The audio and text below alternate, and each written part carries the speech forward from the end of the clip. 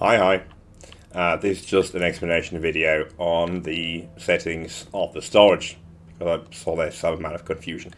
So it's all about the accept, obtain, supply, and empty. Now, I'm just going to call them the first, second, third, and fourth option, if that's alright with you. Thanks, mate. So the first option is just the dumb out version. Doesn't really need an explanation.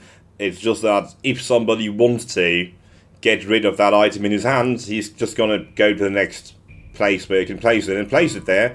If somebody wants to have something, goes to the next place, takes it. So no thinking involved anyway. That's the first option. The last option is they will try to empty it, so that it can tear it down, likely.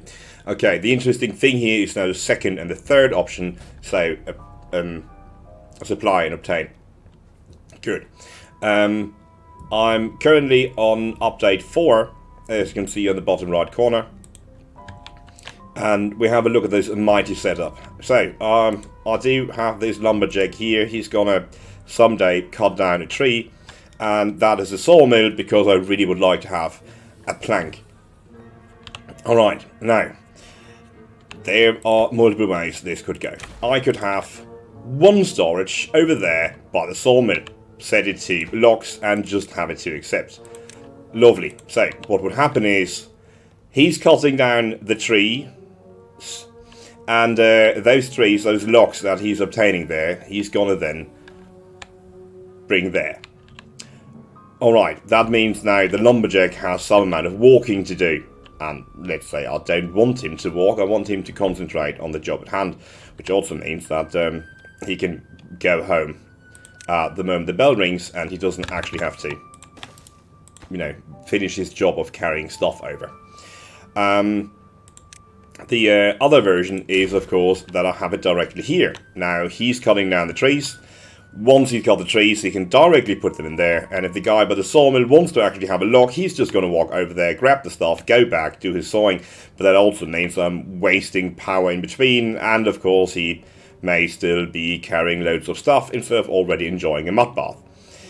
Okay, it's not good either. So what about I have one on both?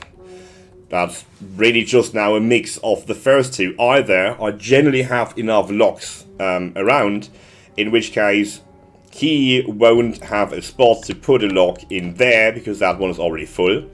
It's just that he occasionally will take a log, use it. Now there's an opening here, so now the lumberjack will be like, oh my, there's an opening, so he'll just walk all the way over there and put it in there. So I just have the second scenario, or I just generally don't have enough logs, in which case this storage will be empty. Occasionally the lumber mill will be able to get a log, put it in there. Now there's a log in there, the guy from the sawmill will walk all the way over, get the thing, and walk all the way back.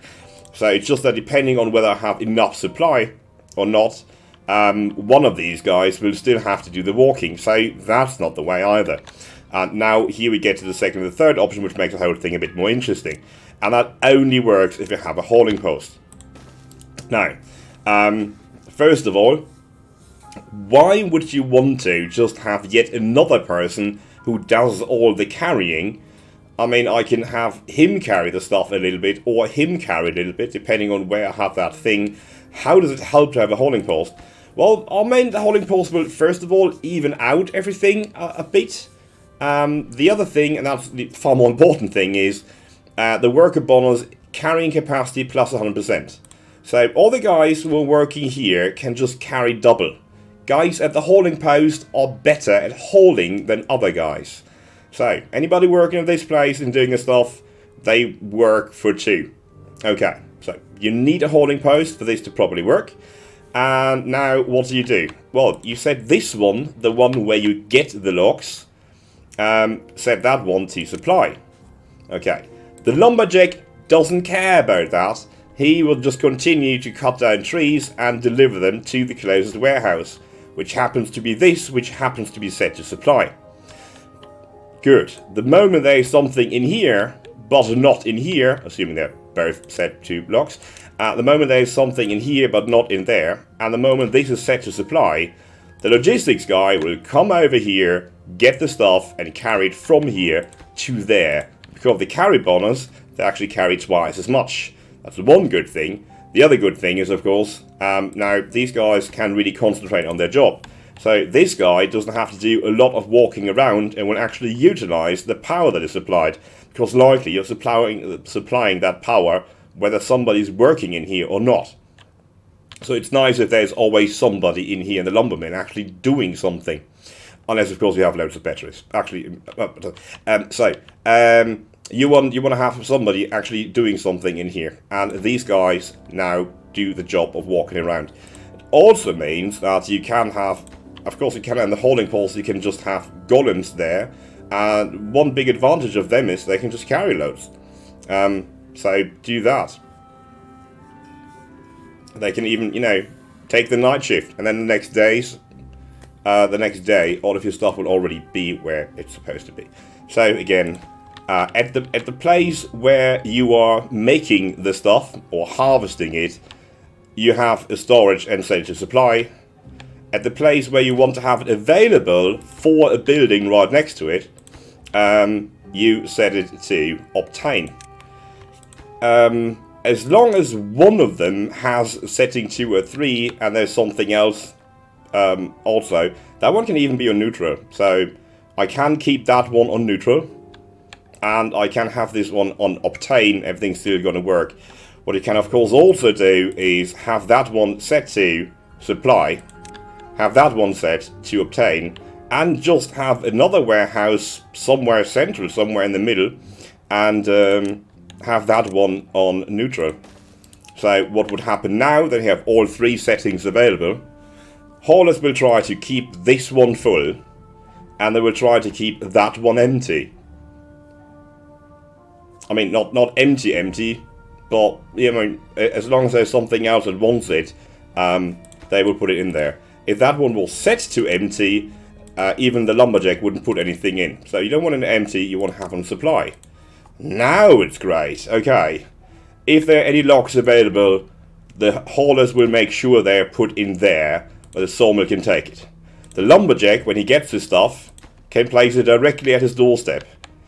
The haulers will try to fill this here, so there's always stuff available for that guy.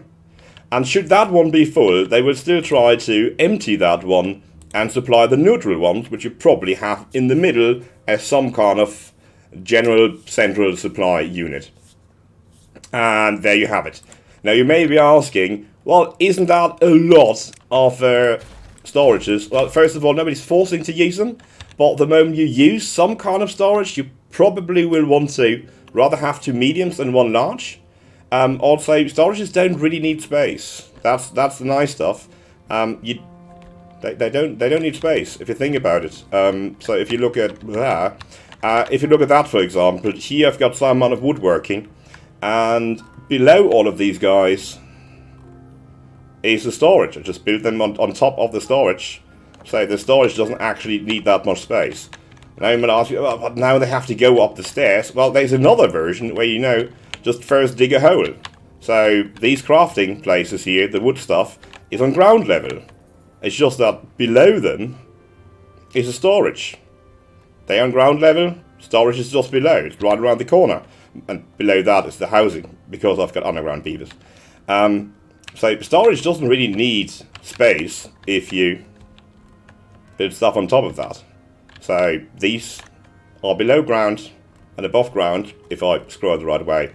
I've got the stuff on top of that. You can really, they're thirsty, you can really squeeze in your storage quite nicely. This isn't like a huge amount of dynamite required for this, and there you have the storage, and directly above that the housing, and above that the food, although I think they would rather have water. So yeah, storage doesn't really need a lot of space. You can usually fit it in somewhere very neatly. Where was I? There, for example, I was just test farmhouses, and the farmhouses are just on top of, yes, you guessed it, their own storage. I've been playing around with it a bit more lately, so you see loads of different versions.